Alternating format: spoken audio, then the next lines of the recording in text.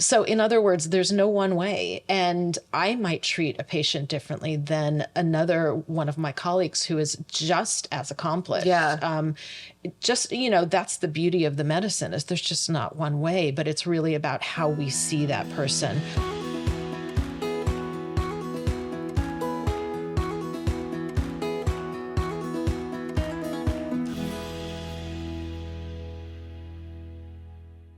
I am so excited for our first guest of day 2 of filming. We have Dr. Linda Fields here from Golden Egg Acupuncture and our first acupuncturist on the podcast.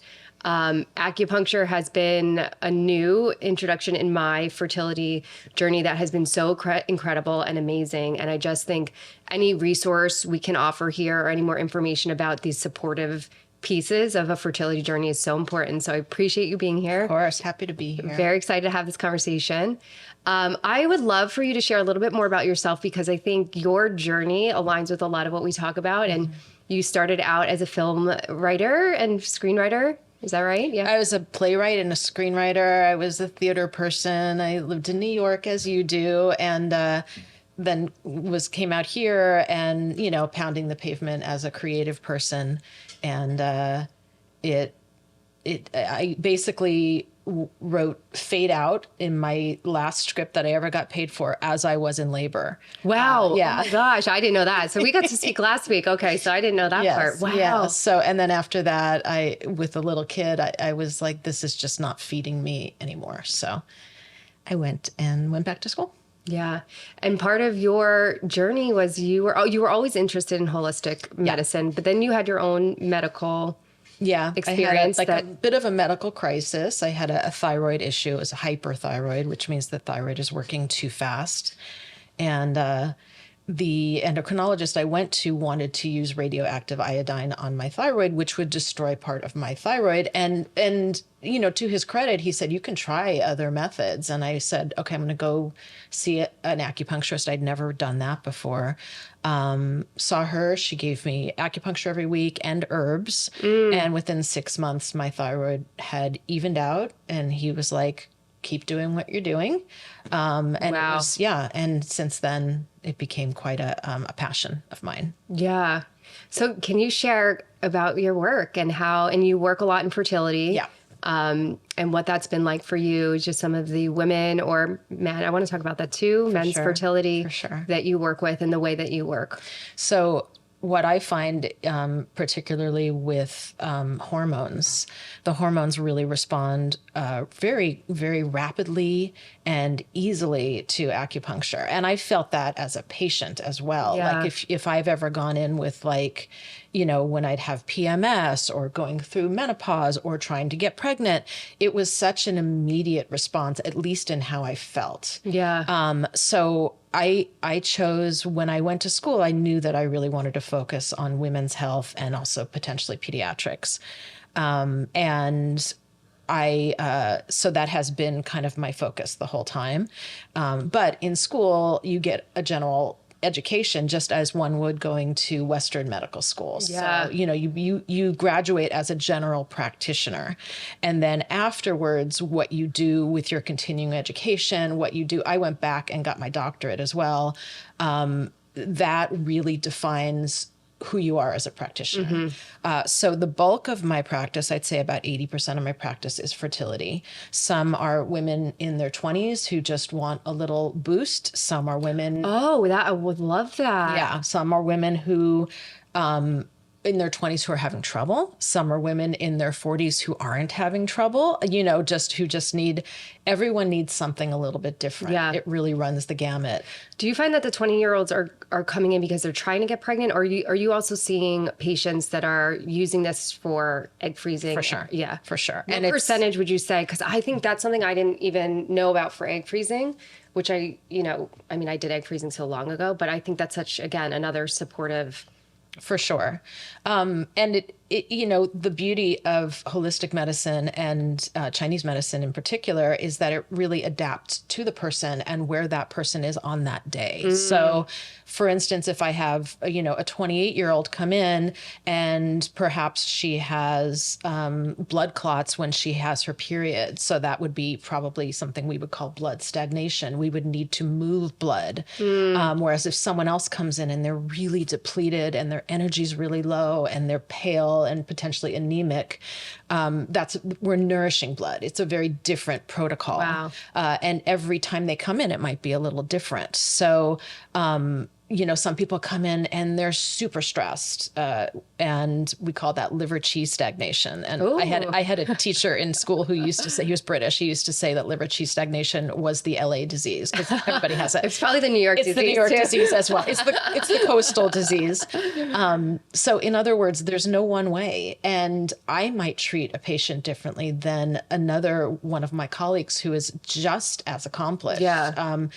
That's the beauty of the medicine is there's just not one way, but it's really about how we see that person, what we've been taught. I love that so much because, and you and I spoke about this when we connected last week, was just in like Western medicine, traditional, it's like, I think sometimes that personalization is missing, that they have their protocols and it's kind of can be like conveyor belts, like cookie cutter, not like personalized or tailored to the person. And I think having another space that I know for me, my experience with my acupuncturist, it is so personalized. Like she sits with me, she talks with me. She has been almost like a therapeutic space because, and I don't think that my doctor wouldn't want to be able to do that. I don't think they have the time to do that. So I love that there's that personalized component to it. For sure. And that is so much of what we do. So much is the talking, because in the talking, there's it's so therapeutic, but also we learn so much. Yeah. And we learn but I will say for the process of working with an RE, sometimes they do need a few cycles to get to know your body. So there are some doctors with whom I work who may do the typical protocol the first time, and then they'll go, wow, this person didn't respond as I hoped they would. Oh. Let's change that up. But that's kind of, yes, that makes a lot of sense to me. But I guess that's kind of frustrating as a woman that's like is impatient and wants it to work. And I think that's important to know. I never knew that, but it makes a lot of sense because you're just like, sometimes if it doesn't work, you're like, why didn't it work the first time? Right. And so having this little like information about that for sure. Yeah. Yeah. I mean, sometimes all of the big medication for some women, and I notice as women get older, their body just turns off and their body's like, I'm not doing any of this. So then the doctors have to go back to the drawing board and maybe do something simple like Clomid and they call that mini IVF, where it's just a very light dose. They're not going to get 1 billion eggs, but we don't want that many. But they're probably going to get more than they would have with the major protocol. Wow. And this is I look at this in terms of holistic medicine, where sometimes the gentle touch creates abundance. So. Oh, interesting. Yeah. Interesting. One of the conversations I had with my acupuncturist and also with you is that in your training, you learn more about like the medications but in their training, they don't learn so much about what you guys are learning. I will say, so in our general training, we learn the basic medications. So not necessarily the fertility medications, but, like all the medications for, high cholesterol and blood pressure and, all of the major things that our general population is on. Then in post work is where I've learned on the job. I learned from going through fertility treatments. Yeah. So I want you to share here about your journey so too. it's and you put all the pieces together, and then basically all of my doctoral studies and my continuing education have been fertility or women's health related. So you learn a lot. For instance, in general, in the general school for Chinese medicine, which is generally 4 years, and it's it's brutal. You may learn, what estrogen does and what progesterone does and maybe what luteinizing hormone is, but probably not what AMH is. Yeah. AMH is way more of a reproductive medicine term, because it's not really necessary to know that unless you're really going through a retrieval. Right. So yeah, it's we learned a lot. And yes, in most medical schools, they're maybe getting 1 day of holistic medicine. My niece was in medical school at Tufts University, and she sent me, pictures of the PowerPoint. Here's the 1 day. Here's the one PowerPoint. And they get about 15 hours of nutrition class. I could be wrong, but they do not get nearly as much. Why do you think there is not? And do you think that there is going to be a trend or progression to more of a whole, do you think that medical schools are going to be focusing more on? They already are. Okay. I see that with younger generations that are coming out and learning more about holistic, just how to treat people, or a lot of people are getting their DO instead, which is definitely more grounded. What is the DO? It's typically called, I think, doctor of osteopathy. Okay. But what it is it's just, I find that those practitioners are more open to alternative medicine. What they don't learn is herbs. And we hear sometimes herbs are, not all herbs are created equal. So a lot of doctors, including fertility doctors, are not keen on patients being on herbs during a retrieval or a transfer. That's what gets confusing. And for my own experience, I'm learning a lot just from doing this podcast. We had a couple of fertility nutritionists on and shared a lot about different supplements or herbs, and then my acupuncturist recommended one thing, and then my doctor said no on that. And so the confusion is just, when you're going through all that stuff too, you want to do, I'll speak for myself, you want to do everything right. You want to make sure you do everything that you can and take all the right things. And so that disconnect of someone over here is telling me this, my doctor is saying no, and then I was just paralyzed on what I should do. Right. And that is really hard, especially for what you're going through. Yeah. That you were dealing with women who want something so badly and they can't seem to get it, and they thought they could get it. Yes. And so there's so much attached to feeling this lack, a sense of lack and what's wrong with me. And then suddenly they're getting different voices from everywhere. Yes. And they, so I always say you need a quarterback and you need a team and you need to feel supported. And if I can be part of that, I will be. Yeah. Just as you are for your clients. I'm sure. Absolutely. Well, yeah, I think that's important to talk about is the support system, because I think it's so integral in just the success of, maybe not just the success, because so much of it you can't control the outcome, but just how you feel going through the process. And when I was going through, and I shared this with you, when I was going through my first transfer, I was not in a place where I felt supported. I was not in a place where I felt heard or communicated with.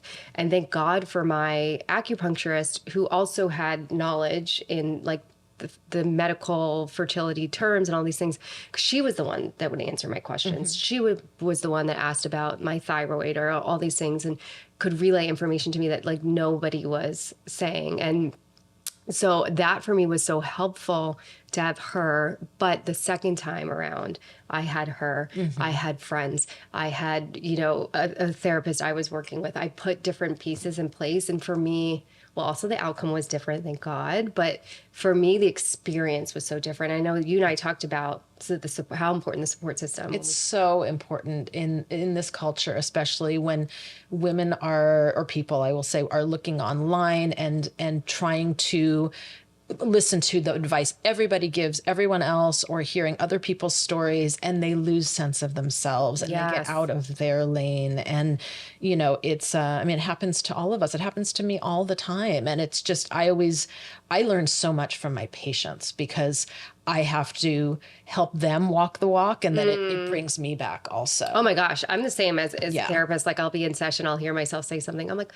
yeah, that's really good. I'm gonna follow that use it for myself. Yeah. I mean, I always want to say that I learn as much from the people who come into my office as they do from me. I think I do. I find them, my clients, so inspiring because they come in and they're so committed to the work and working on themselves, and that motivates me and inspires me. So I share that same sentiment. And I think it's so I'm so grateful to do this kind of work. Oh, me too. It's just so fulfilling. It's if it went the day I get, a picture of the positive pregnancy test or the baby's, the baby just having been born, it's so overwhelmingly satisfying. And, it always feels like, I always try to feel like I'm doing good in the world. And that is a clear sign. Yeah. And I think, one of the questions I wanted to ask, because I think it'll be very helpful for the audience, and I think we've already touched on some of that, but is what should somebody look for when they're looking for an acupuncturist? So there are different ways to go about it. I would say first reach out to your people, so I think about how people found me. And so there's been different routes. There are mommy groups on like Facebook. There are friends who've been through it before. There's often I'm also on lists of many doctors in town. So you can ask your fertility doctor and see if they have a list.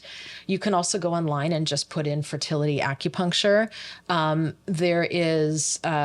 There is a group called ABORM, ABORM.org, and it's the Acupuncture Board of Reproductive Medicine. And so those people are fellows of ABORM, and they have been through most of the continuing education. So that's a great place to look. But I say, first reach out to your people. But there are parts of this country where you may not find an acupuncturist who specializes in fertility. Yes, you had mentioned that. Yeah. So the good news is we're all trained to move blood, to nourish blood, to calm the nervous system. So even if they don't quite know the terminology, they're still going to do good. Yeah. So never fear anyone out there who can't find a fertility acupuncturist. You'll find someone. Yeah. And those are great resources or ways you've already shared here. One of the things for me, I think same for finding a therapist, is also I think it's important to find the right fit, because I think the relational piece is so important in finding someone like yourself that really cares and wants to know, and gets excited about seeing the journey and hopefully the success of the journey. When I first I knew nothing really about acupuncture. And I had learned from one of my clients that was going through fertility that she was doing acupuncture. So I was like, I want to do all the things. I want to do all the things to set myself up for success. So I just Googled a place, and I didn't know that there was this relational piece to it that's so important. I just sort of thought they put the needles in, they leave the room, they come back. And so when I started at my acupuncturist practice, I saw a different practitioner, and she was good and she was nice enough, but I didn't connect with her. And I think that's important. I think the connection still with acupuncture is important. It's really to have that. And so by chance, the woman I was seeing, the schedules in the line. So I saw Andrea, who's my acupuncturist now. And it was just we connected right away. And in my first transfer, a lot of people didn't know, but she knew. And she texted me the morning of the transfer. She's always checking in on me when she was one of the first people I texted when I found out I got good news about the second transfer. She's like, thank you so much for holding our breath here. But, and I asked her, what got my first beta? Is that good? I got my second beta. I texted her. So I just think, for me, I didn't realize going in that the relational piece is so important too. I think, it's looking for a therapist, you're looking for that, but I would say that that's important too. It's incredibly intimate. Yes. And I experienced that firsthand when I first started working. I was working for someone who basically became my mentor, specialized in fertility. And, but we're very different people. If you think of the yin and yang of the world, she's more yang, I'm more yin. Mm-hmm. And so the people she was treating were perhaps not going to resonate as well with me. And somehow or another, the right people found me and they found her. Yeah. Sometimes they switched back and forth. It's a really interesting rhythm. So it kind of ended up like what happened with you, where some people may have really resonated more with the first practitioner you saw, but everybody's different. Yeah. But just keeping that peace in mind and finding the right fit. If it's not in the same as therapy. I always tell people, if after a few sessions you don't feel that connection, it's okay to change. We're not offended. Sure. It's really about that fit. I want to ask you more specifically, like, what are the benefits of acupuncture for fertility? Like, what is happening? What are the protocols? Like, how is it helpful? It's helpful in so many ways. I always say it can never hurt, especially if you're going to be looking for a licensed acupuncturist and not somebody who just found needles and sticking them in you. It is number one. I think it just you want the body in a receptive place. For retrieval, for a transfer, for natural pregnancy, for IUI, for a healthy pregnancy. That's what we want. Healthy pregnancy, healthy outcome, right? So calming the nervous system, making sure the body is nourished and in the best of health. We want well-being, and so for everyone, it's a little different. I might have a patient who's an athlete who's really in really great shape, but when I check her pulse or look at her tongue. Yeah, what is happening there? Because what are you checking for? Because I know that's okay. Like before we start, she texts my pulse, asked me to, but we just don't know. Yeah, what are you looking for? So we ask a billion questions, and there's a reason for all of our questions. And then we also check the pulse. We're trained to check the pulse just like a Western doctor would, beats per minute. But we're also trained to feel the quality of the blood going through the vessels. And there's three areas on this side and 3 areas on this side that all represent different organ systems. And we can tell, and some of the terms are used also in Western medicine. So like if a pulse is thready, or a pulse is wiry, if it's wiry, they say it feels like a guitar string. Oh my God. That's stress. If a pulse is like, they call it slippery, which they say feels like pearls in a bowl, that's what we call damp, which usually is related to inflammation. But you can really pinpoint where it's happening. So yeah, you may get someone who's really fit and who seems like they're in the best of shape, and their pulse is like, and you can tell they're depleted. That's incredible. Yeah. That you can tell all that. Yeah. And then with the tongue, you also can see the tongue is connected obviously to the digestive system, and the gut is connected to everything else. So we're looking at the texture of the tongue, the color of the tongue, the size, everything. And it just gives us so much information. That's so fascinating to me. Yeah. And there are pulse masters in China, ancient pulse masters who can tell a woman that she's pregnant before a pregnancy test can. I can't do that on the pulse? yet. Yeah. Oh my gosh. Yeah. Because the pulse gets more slippery and rapid when we're pregnant, and because there's more blood flow. Right. And so it's just fuller. I always say it goes from like feeling like, angel hair or spaghetti to like linguine. That's so cool to know, because I literally, before you sharing that, had no idea what she was checking my pulse for, checking my tongue You could probably even check your own pulse, and although you don't know what it felt like prior to being pregnant, but it probably feels different now. I was like, check my pulse. I will. I'm happy to. Are there different protocols? I guess it definitely sounds obviously specific to each person, but is there something different you would do for a woman that's coming in for egg freezing versus a woman that's coming in for implantation? Yeah. So egg freezing is, we're prepping the body to work with the stems. And so my goal is to both support the body as it's going through the stem process. So because sometimes we're out of whack, they can be in OHSS, or they might not be responding at all. So the stem process being the medications and all that. Okay. For the retrieval. Okay. Yeah. If we're prepping for a transfer, it's very different. The transfer is really about getting the body in that receptive place and making sure we're creating a beautiful blood flow so we have a nice thick lining. Often we'll attend transfers, which I know we mentioned in our discussion, and do a treatment before and after. Yes, let's talk about that, because I also didn't know that prior to going to acupuncture, and that piece is incredible, because it's just, again, you have this touch point with somebody you have a relationship with. You feel like you're doing something really helpful for your body, something that hopefully is going to make the transfer successful.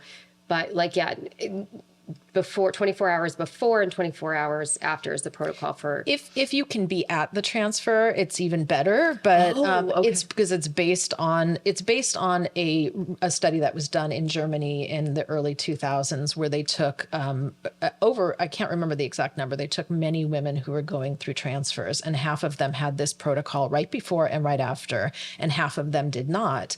And those that did had a much higher success rate of healthy pregnancy, live birth.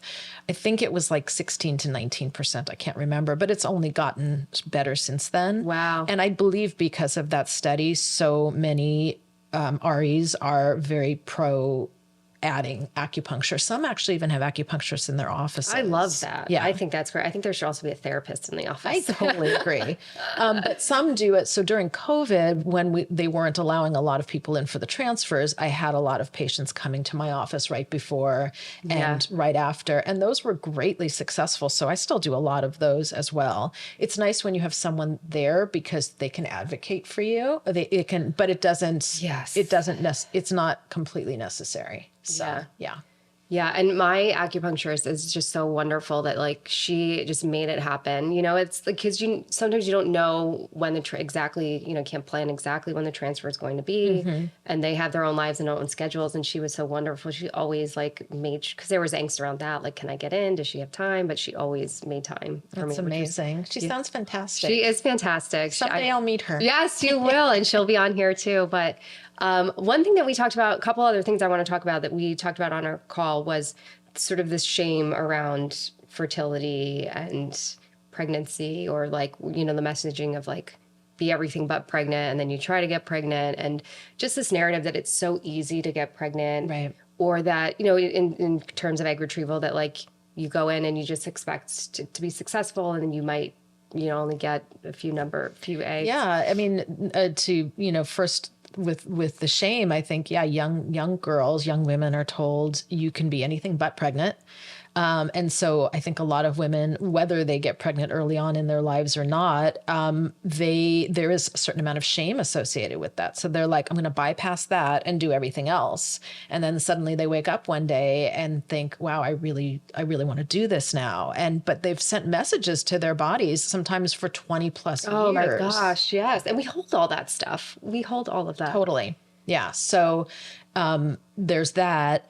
And I think that sometimes it's just, and then because a lot of my patients are overachievers, type A, you know. So many of us are. Yes, so many of us are. All of us are. We expect that then our bodies are going to respond. I know. But then you either have people who maybe retrieve fewer eggs than they thought, or I've had, you know, for instance, I have a patient who had 60 eggs retrieved. Oh and my then gosh. when they finally made them into embryos, not one of them tested, all of them tested abnormal. Oh my gosh, how devastating. Yeah, totally devastating. I don't know if you know the book Motherhood on Ice by Marsha Inhorn. She has so many stories in there like that these women have frozen their eggs. They think they have the insurance policy. They have, you know, made this incredible choice to preserve their fertility, and they go back however many years later to use them, and they're just not viable. They're not viable. I think, the freezing process has gotten much better than it was. I think it was like 2015 when they're like in suspended animation more than frozen now. And I do think it's a great insurance policy. And I think any women out there who are like, you know, can do it should freeze their eggs, you know, if you can. Yeah. But I think that it can be. But I also think that particular patient, the one who had the 60s, she was hyperstimulated. Yeah. So she's since had another retrieval, much more positive outcome. Oh, good. But half the eggs were retrieved. Okay. So this is where, as I was saying before, the doctor said, okay, that protocol we did before didn't work. And this is more well. the gentle touch. Yes. Yeah. Yeah, that just sort of very personalized experience. How many men do you see and treat for fertility? I see, I see a decent amount. They're usually sent by their partners. Occasionally I'll have the man call for his partner, but I think sometimes men respond more to men. So sometimes I'll send them to, you know, other men who maybe specialize in men's health. But I see a decent amount. respond really well. They respond really well to herbs, especially if we're trying to deal with motility or morphology. It takes a little time. You know, the 3-month mark is always if we can get 3 months with them on supplements and or herbs, that's kind of the magic number. Sometimes we don't have that much time. So we do because sometimes people come in and they say, we're going through a retrieval in 2 weeks. You know, what can you do? Does that feel stressful for you when you? No, I just say I'll do what I can. You know, anything is better than nothing. Yeah. So even if we just change your diet and you eat some, fish eggs and avocado between now and then, that can only help. Yeah. So yeah. What was the other question I wanted to ask you? I think the timepiece is so hard. I know I struggle with that too. And the podcast is called Quiet the Clock because you do feel like you're against this clock. Yeah. But I think a lot of these changes do take time. You know, when we had the fertility nutritionist on, one of them had said like same amount of time, like 3 months to kind of change your diet and do things or supplements or herbs to help the quality of your eggs. And I hear that and I'm like, I don't want to wait 3 months. Right. Like I'm ready to go now. And I think when you get to a certain age, or you're at a place where you desire this so much, to hear that you have to wait is really hard. And I think that was part of my experience with the first transfer.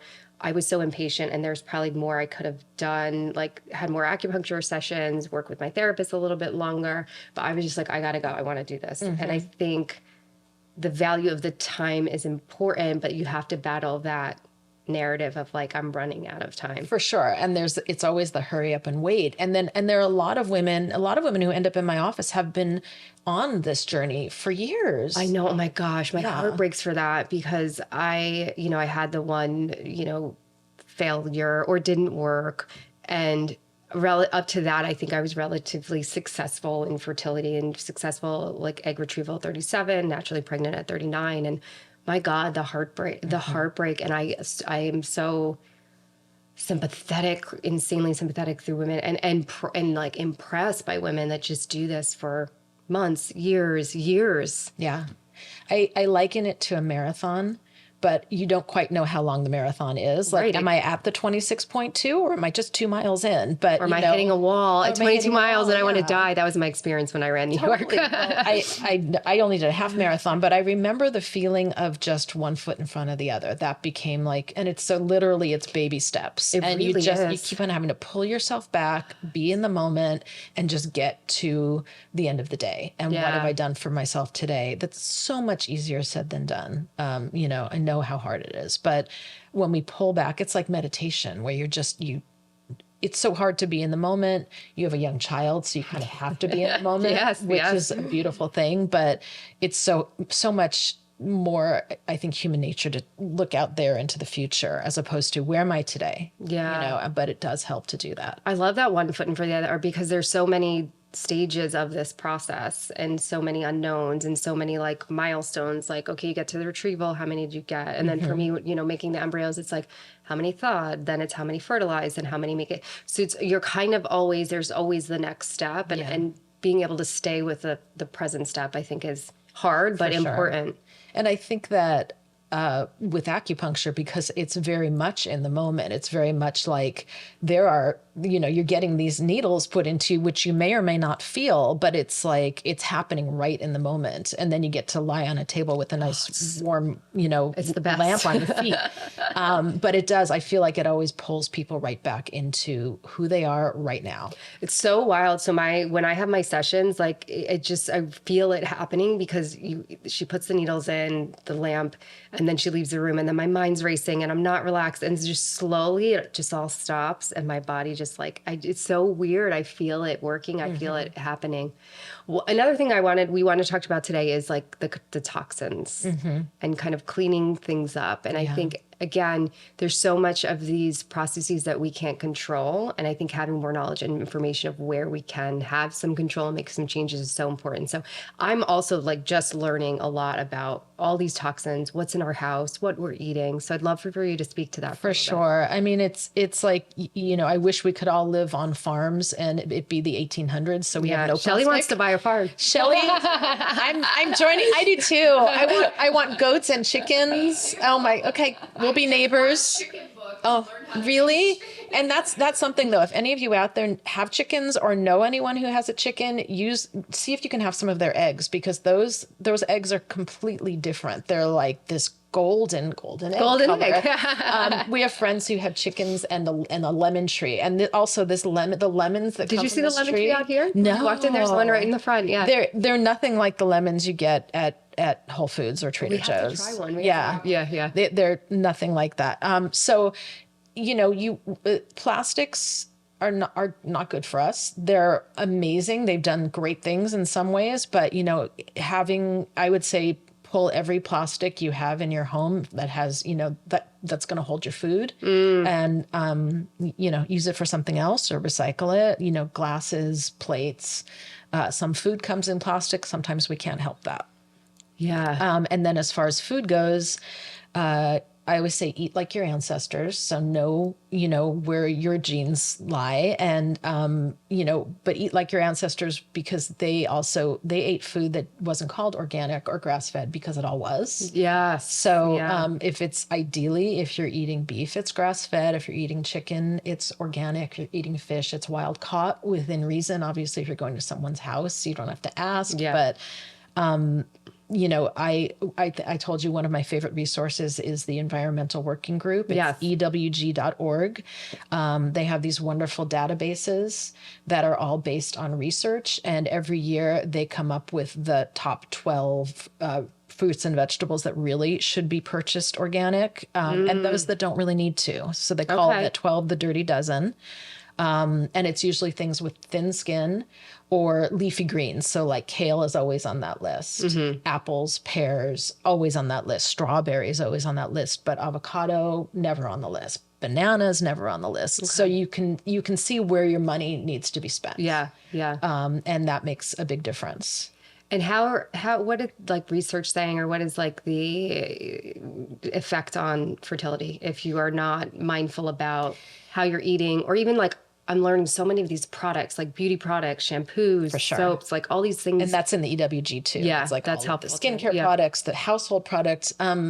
There's nobody wants to say for sure, out there in the scientific world, but you can see how much the fertility rates have depleted over the years. I know. I saw happening. Yeah, I saw some crazy fact that by the year 2050, men might not have sperm or something. And that's where you see it the most I see it mostly in the motility or morphology of the sperm, when they've actually had to change the number of what's considered borderline, and it's much lower than it used to be. Wow. Yeah. So, is it environmental?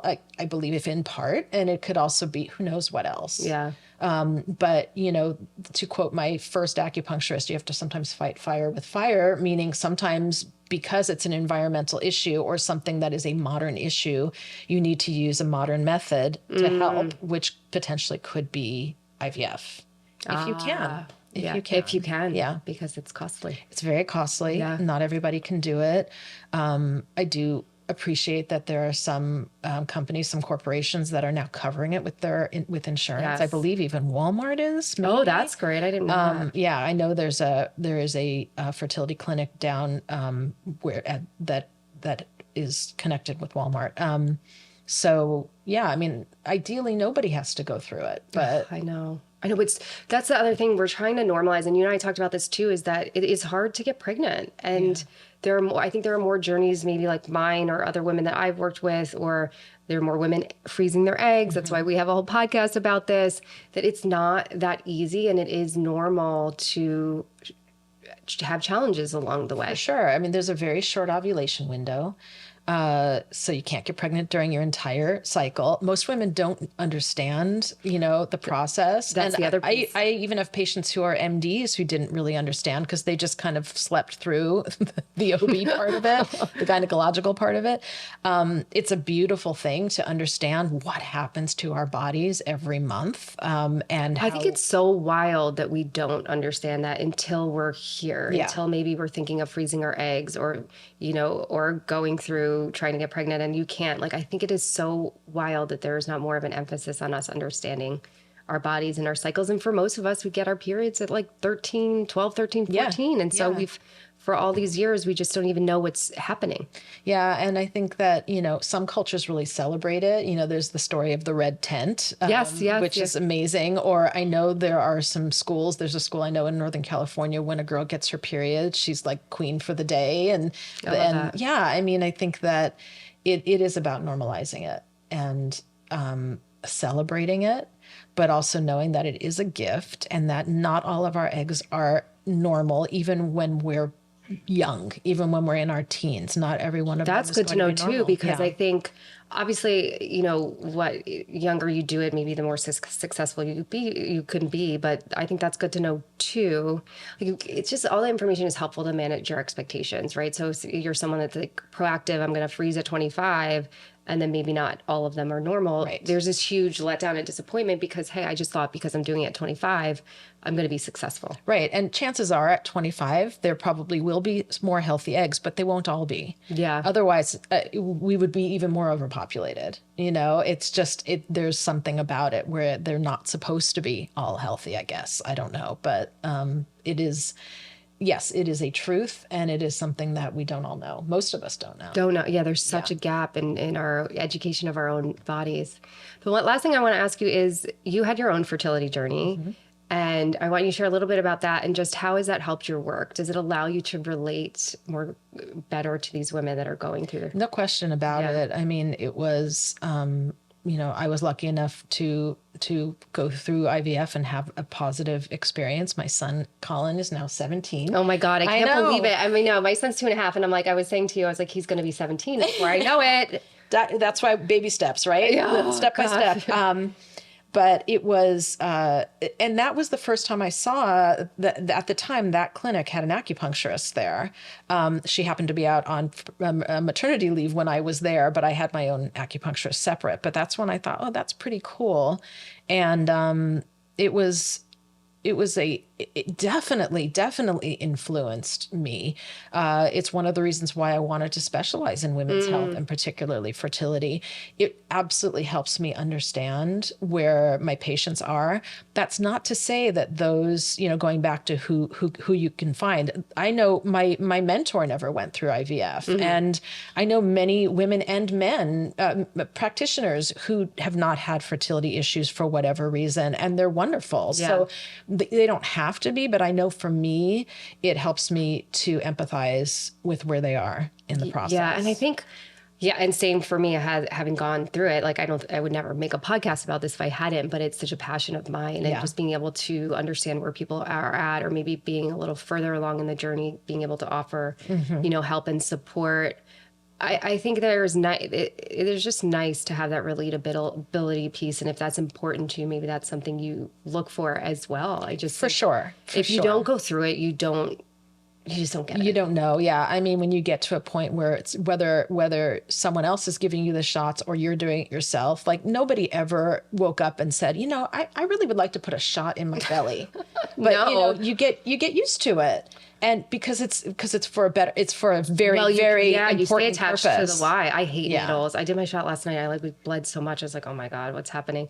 But you just stay attached to why you're doing it. Exactly. And, I have seen heroes. These women are heroes on my table. These, like you say, those who've been through it over and over, or those who are, I have a patient who's having a retrieval for her sister, because her sister her eggs are not healthy. Oh my God, people who are doing what they can to help and to, because we want so much to bring beautiful children into this world. Yeah. And just when women support women, it's so incredible. It is unbelievable. Yeah. And that's why I'm so pleased that you asked me to be here. I am so grateful you're here. This has been wonderful. I got off our call last week with you and I texted Shelly right away. I was like, she's amazing. I just enjoy you so much. I appreciate what you're doing. It's just so, as a patient, like my acupuncturist, and I can tell you're the same way, has been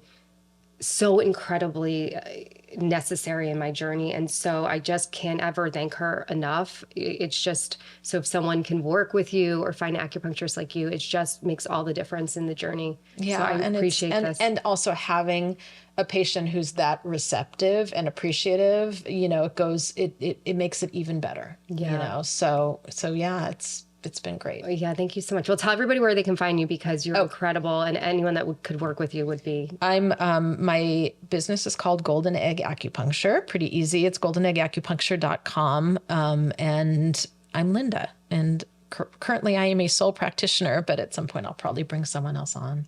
You should, because you're going to be booming. You're incredible. You're incredible. But yeah, and I guess my last, thing to say is just have hope. It's such a simple thing to say, and a lot of people lose hope along the way. But what I have found is that if you want family, you'll find a way. You'll find a way for that to work. And it may not look the way you thought it would, but it won't matter. That is so true. I love that. Let's end there because that is so perfect. Yeah. Thank you so much for being here.